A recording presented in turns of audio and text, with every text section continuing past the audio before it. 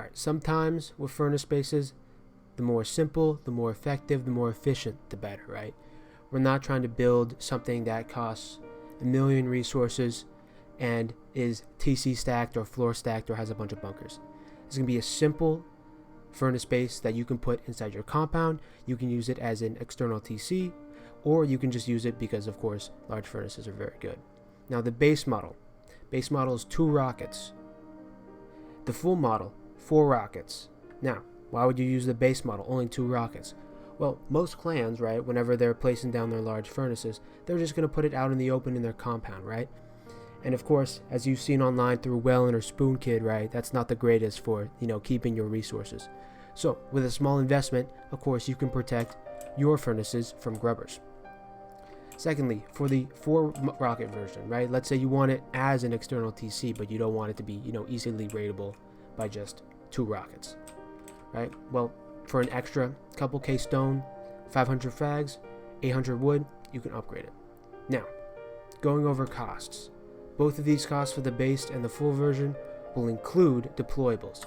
So for deployables, we're looking at 2 large furnaces, up to 11 regular furnaces, 3 sleeping bags, your TC, a garage door, 2 reinforced windows.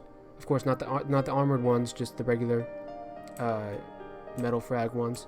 And then you just got your 2 doors and your garage door. Now, what are the costs looking like?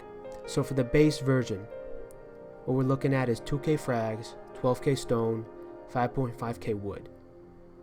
For the upgraded version, we're looking at 2.5k frags, 16k metal, and 6k wood. Before we start building, I'm going to give you the tour. This is the fully built one, the 4 rocket version. Alright, so whenever you come in, you got your standard airlock, with a sleeping bag on the floor. To your left, you have your TC and 1 furnace. And then in the middle, you'll have your garage door, as well as 1 triangle foundation with 3 furnaces. 3 furnaces on your left, 3 furnaces on your right. Of course, your ceiling is floor grills, and if you hop over to the other side, or you can just run over, you got your 1 last furnace. Over here, you can fit another furnace, but it's kind of annoying, so I did not place it. In addition, on these sides over here with the furnaces, you can actually place a campfire or a stash. That definitely helps if you want to store some loot, diversify your loot. So, that is the tour. Very simple base, very simple tour. But you can store. Now first, what you're going to start off with is your 2 large furnaces. Just like floor stacking, you want to place down your first furnace, take your hand off your mouse, and just press the A or D key. Now, after you place your first furnace, what you want to do is you want to get your second furnace as close as you can to the first one. So it's looking like this, right? Not a lot of gap inside. Then you want to take your building plan. You want to make a triangle where the tip of the triangle is right at that central divide. Now, I recommend building the footprint in Twig to make sure it works before you upgrade it. Alright, so then we want to basically branch out with some triangles. On the edge here, you want to place a square. 5 triangles in this direction, square. 7 triangles in this direction, square. 3 triangles in this direction. Now, before you upgrade anything, make sure the walls will go on. In my testing, it's pretty hard to mess up. As long as you placed the first foundation correctly, you should be fine. Now, let's delete the unnecessary foundations. That is a necessary one. So, how this works is all the sides that are not the one with the central triangle, you just want to delete all foundations that do not touch the large furnaces. So, your final result should look like this. Now, I like to upgrade these foundations to metal because it prevents soft siding, and while they can't, of course, squeeze underneath, right, it will definitely decrease stability, and you could end up having one of your floor grills fall because it was not upgraded. So, this is what I like to upgrade it to. Now, let's start placing the TC. So now pick one of the right or left triangles. And what you want to do is you want to place your TC against one of the walls. You can push yourself up against one of the triangle walls, and don't place the TC right in the center of the other one, but skewed towards the the socket that is open. So like this. Now, what you want to do is you want to place your furnace in here. Sometimes it can be a bit tricky to get a furnace placement that works. Just like that.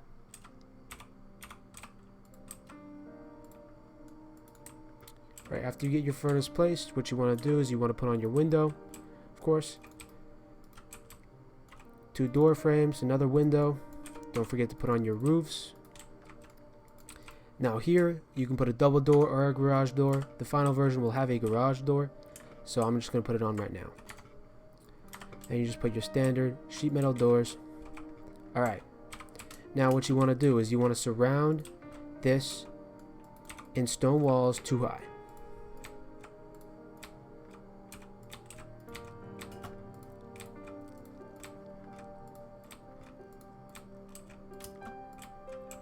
For the last wall, you can just place a half wall here, jump up.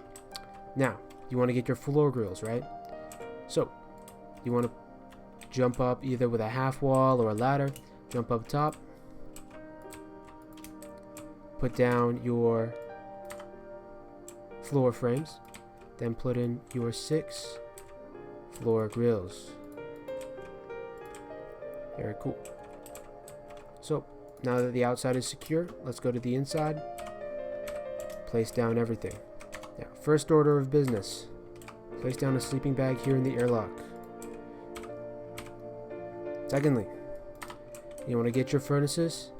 Come over to the right hand whenever you walk in. You can place down 3 on each side. Pretty easy. Should be able to place. Alright. Now, what you want to do is you want to place 3 furnaces as far as you can to the edge of this foundation. It's okay if it's not perfect, it doesn't need to be. Then, get your other sleeping bag, other 2. You want to align with the basically socket here, right? And against either the TC wall or the door wall, you just want to place a sleeping bag perpendicular. There you go. Then hop up on one of the furnaces, and you should be able to place another bag in the gap. Sometimes you are able to fit a campfire, maybe 2 if you're lucky, 2 if you're lucky. But after that, you want to come over here. You can place technically 2 furnaces here, but I usually only place 1 because it takes too much time to place the other one. It's very finicky. Alright. So, your base version is done. Should be good to get up and smelting. Now, for the full version, what you're going to want to do is you want to come up to the top, either through a half wall or ladder. You want to place stone walls up here, but be careful because you cannot place a half wall to get out. Right? If you don't have the ladder BP, that's going to be a bit of a problem. So just leave one socket open, place a twig half wall here, jump up, break the twig half wall with like an arrow or something, and then you're good. Then you just want to place your 6 floor frames, followed by your 6 grills. Now, you go with full walls instead of half walls, and I see half walls so many times on different furnace bases because they cost the exact same, right? And the full walls have the advantage that, of course, it's harder to boost over them, right? In addition, if a raider goes through here, right, they're not going to be able to just jump out or jump through the gap that they make, of course, with their rockets. They can't do that if it's a full wall, right? But they can if it's a half wall, right? If it's a half wall, it's easy jump. Full wall, they're going to have to use a ladder or get a boost, right?